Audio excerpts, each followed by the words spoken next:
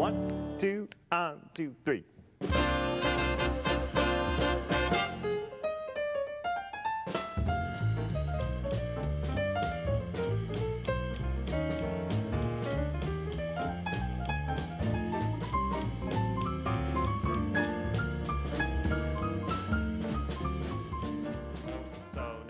We're going to go on the faculty side for a minute here and welcome Dr. John Mills, Professor of Jazz Studies in the Butler School of Music.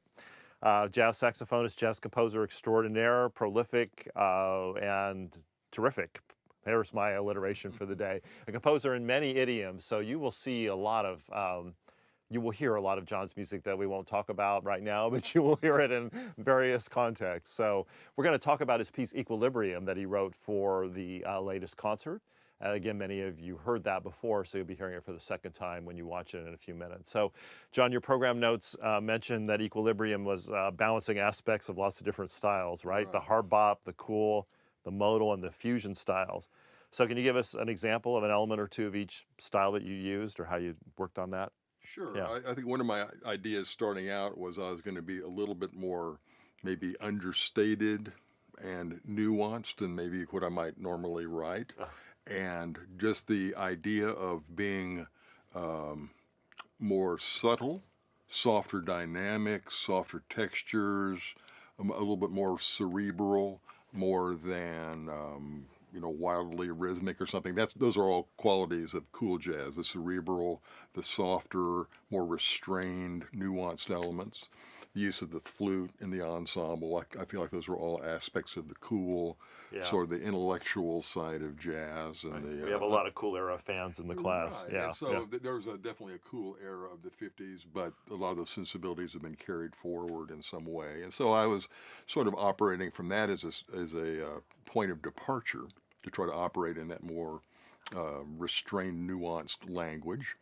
And then there are interjections, however, some of the counter melodies that have some of the gestures, sort of bluesy gospel, that sort of thing. That's like classic hard bop language, sort of the gospel blues reference points. And then that style was carried forth in the 60s with Art Blakey's Jazz Messengers, even beyond the point what we usually think of as maybe a cutoff of the hard bop era. Those sensibilities continued. There's also a spot there where while the modal aspect, there's been sort of a sustained minor chord and the melodies are all derived from that same supporting scale.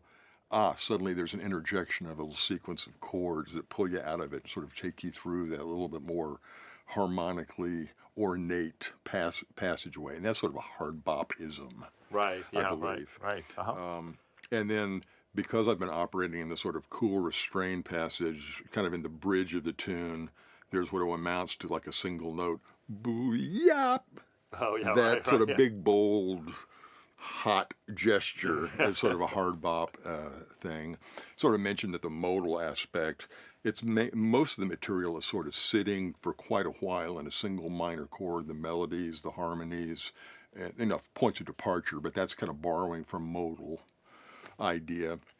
And then the fusion, there's a kind of the concluding part of the form cycle.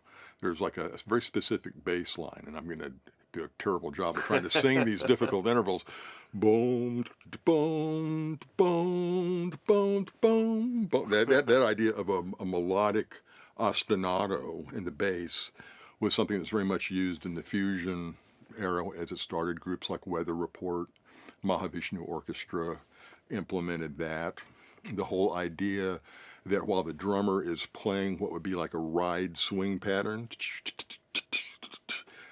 instead of there being walking bass, it's a more syncopated, there's a kind of a halftime backbeat going on simultaneously and interacting with the right-hand ride, and that's a fusion sort of idea. Yeah, right. Wow. Well, so that gave us a lot of stuff to listen to, and thanks for referencing a lot of the things that we have talked about in the class, or we will. We're headed for Mahavishnu soon and Weather Report, and so we'll definitely hear that kind of stuff. And we just finished talking about Miles, and we heard some free fusion with Miles and modal stuff. So we're right there with all that stuff. So very cool.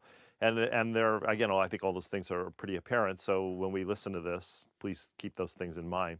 Um, so, I mean, first of all, I got to say that Dr. Mills is responsible for mentoring these composers. He's our jazz composition faculty member, and he's, directly responsible for the great music that you're hearing from all these student composers, no doubt about that.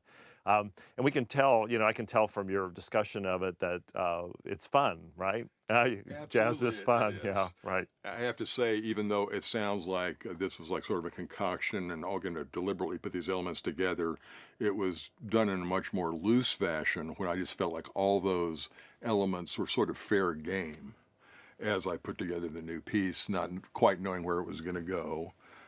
And there's nothing more fun than just that initial mixing of your spontaneous ideas and beginning to form a new composition. That is pure recreation. The finishing process of taking those ideas and getting them on paper and working them out the details and hitting deadlines starts to resemble work a little bit, but the pace of it at least is work. But and certainly the initial, just taking in all the possibilities and weaving them together where there are really no rules about it. It's other than what strikes you and what matches your own taste. That's awesome. Yeah, so yeah, jazz is fun. Let's just leave it at that. Okay, so I hope you enjoyed this piece, Equilibrium by John Mills, and he'll be around for more questions, so send him some scholarly questions since he's a professor, and hope you enjoy this. Here we go.